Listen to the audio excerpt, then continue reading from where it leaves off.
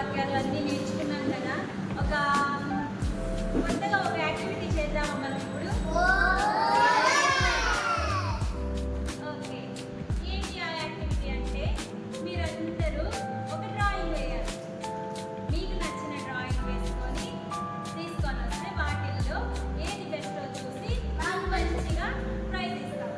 ఓకేనా?